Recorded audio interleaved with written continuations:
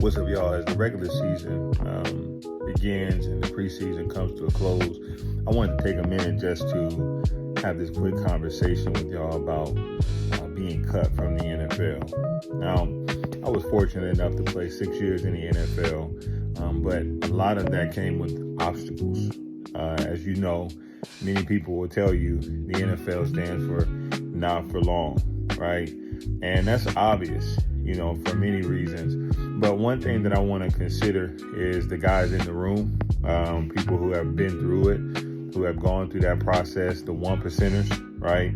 You think about high school football throughout America, only 1 to 2% of guys actually get an opportunity to make it. And for many people, making it is just having an opportunity to be in preseason. Realistically speaking, if you cut the roster down, I think it's now at like 80 guys you can bring in. Maybe that's changed since I was in the league. I retired in 2022, but I believe it's like 75 dudes. They have to cut down to 53. It used to be 90 on a roster. So a lot of changes were made. And obviously for me and myself personally, one thing I can say, I felt it. I felt the tension and the pressure of knowing at any moment I mess up, I'm not productive. I don't know my playbook, right? I'm not cohesive with the guys in the locker room. That's my job, So even with cuts, my first 2 years, 2015, 2016 season, I was able to make the 53-man roster. Now that was the grace of God. It was a miracle for many reasons. We had some guys, key role players, they ended up having injuries. Timing was perfect for me. It worked out to where they needed who I was, the kind of guy that I was. And the reality also is if that team doesn't need you, chances are there might be another team that does. So it was always preached to us, put our best foot forward. So my first years, I was able to actually make the roster. My third year, I also made the roster, but I had a lot of ups and downs. A lot more uncertainty came along with that year because it was technically my contract year. A year that if things worked well for him, we would have to pay him. Let's see where he's at by the end of the season. As well as that, I battled injuries. So every year felt like it would be my last. Every week felt like any moment, the Grim Reaper, the guy who goes and brings you upstairs to release you and get you to sign your contract away and basically kicks you out of the stadium, right?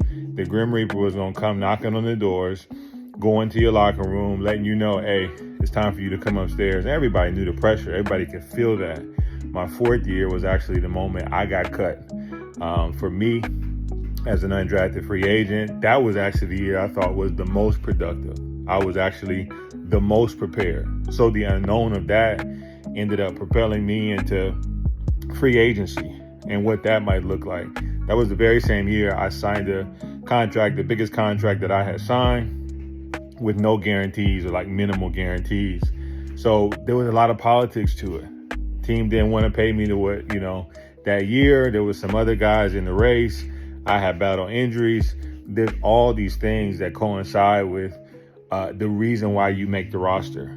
I didn't make the roster. The team actually brought me back in middle of the year. This was my 2019 season. This was kind of like the decline down in my career. And then at that point, I kind of bounced around looking for a job, and maybe a team picked me up. I go do a tryout. It was a whole process. It was frustrating, and there's a lot of feeling of rejection you go through, feeling like I'm not worth it anymore. I don't bring the value that they want, and you got to heal from that. So the one thing I'll say is NFL players are beginning this transition and they're working out of the NFL.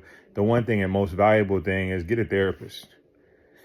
Get somebody who you can talk to, who you can confide in, who has a definition, a label for the things that you're going through, so that you can reason with the stress and the feeling of like joblessness, uncertainty, going from having a 4-year career in college to then nothing, trying to figure out where you're going to go next, the uncertainty of talking to your free agent, all the feelings that coincide with your career as you deal with the NFL cuts. That's my advice to you as you're up and coming. Maybe you're a collegiate guy. Get somebody you can talk to.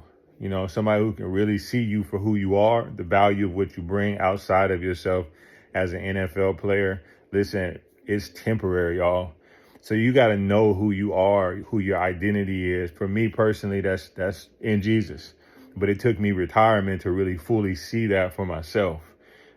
Get it before I did. Listen, find him, know him, and if listen, maybe Jesus isn't the answer for you in this moment, in this season of your life. The best thing you can do is pick up on what's happening in your life. What does this mean when I go through rejection? What does this mean when I go through uncertainty? What does this mean when I feel like I have value and worth, but people don't necessarily see that? And how can I really express myself in it? So that's my last part. Get to know Jesus and find you a therapist. That's all I got. Appreciate y'all listening. Peace and love.